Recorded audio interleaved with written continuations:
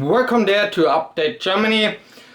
This case is that a 94-year-old former Auschwitz prison guard was jailed over mass murder for 4 years. And it's a kind of interesting topic, and I'm thinking is he really guilty or not?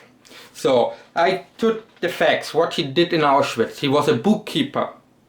This means when the Jews and the other people arrived in Auschwitz, all the money and the goods were taken away from them, and he was the bookkeeper for it to collect it on some way. Yeah, he didn't participate in any killing directly. So that's it. But what was his case? When in 1933 the Nazis rise to power in Germany, this guy was 11 years old. And he joined with 19 in 1940 the Waffen SS, the elite unit. And so he was raised up with 7 years of propaganda. And imagine, guys, back in those days there was no internet, there was no free press, there was not even a TV. All what you could read was made up by the government. And people were way more nationalistic back in those days. More separated, more different in some way, but not so much different. When today our country needs you and call for patriotism and nationalism, well, the most of us will probably stand in line for it. And so it was back then. So could you blame a guy that rise up in a system that told him you have to support your community, your country, your nation? And this young man, motivated with ambition, said, yes, I want to join the elite troops of my system, of my country. So he did it with 19. And after 2 years, after 3 years, in 1942, when he was 21, they asked him, we have a special offer for you, a secret task, extreme important, but we cannot tell you now. Are you interested?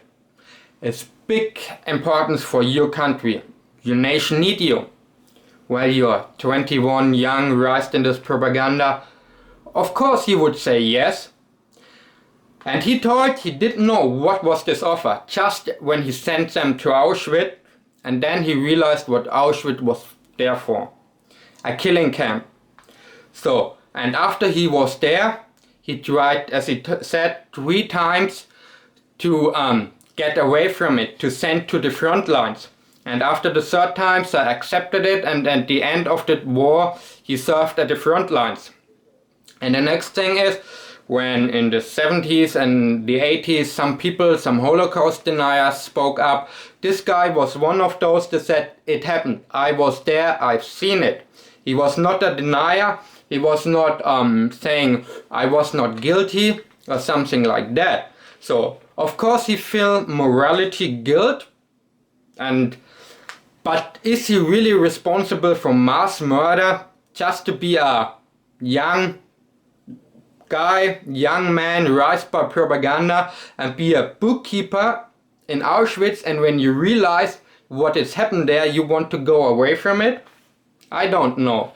Especially when I think about the big fishes that were in command in the military and in the politics. Yeah, and some of them just had that much power that they could escape to other countries. A lot of them escaped to South America. Or the Americans said, oh, we need you after the war because of the Cold War. And both Germanys, Eastern and Western Germany, said, oh, we have to build up this country again. We need your knowledge and your influence and your power. So the big fishes often get along in the politics and the industry and the economy again. And the small ones, well, they followed orders. I'm not saying, and that is what we should learn from it. You cannot just walk away and just say, I followed orders. When you know something is wrong, then people should stand up. And you cannot say, this was an order, I didn't think about it, I just followed it. No, everyone has a personal responsibility. Still, the question is out there. What are the consequences of this responsibility? You're raised by propaganda for many years, you're young, and What could happen to you in the worst case? Maybe sent to prison or get shot? Well, how brave are you then? I know a case, a private case in my family kind of. There was also a young man. He was kind of a rebel in the Nazi system. What happened to him? Well, they said, oh, you're a little troublemaker. We just sent you to the most dangerous parts in the Eastern Front. Yeah. And there he died. And so how much responsibility do you have? Yes, you have a moral responsibility to not follow orders that are not moral. Still, how much can you do when you are just a small part of a big wheel, of a big machine? And when you can't tell me shit, guys. When your nation, when your country put on the propaganda, on the patriotism line and say our nation is in threat, our nation is in danger, we need you. You are German, you're American, you're Chinese, whatever. How many of you would refuse? How many of you would stand up and say, yes, it's my nation, I will protect it? And then later, your system collapses and they say, hey, what you did was shit. Now you have to go to prison for it. Even if you was just a small fish. So, I think, yes, he was in some way guilty by morality to participate in the system. But has he really go to prison for 4 years? I mean, probably he will not go to prison because of his health problems.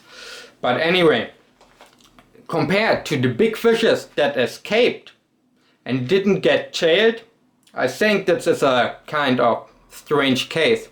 Anyway guys, thanks for watching, till the next time, and cheers!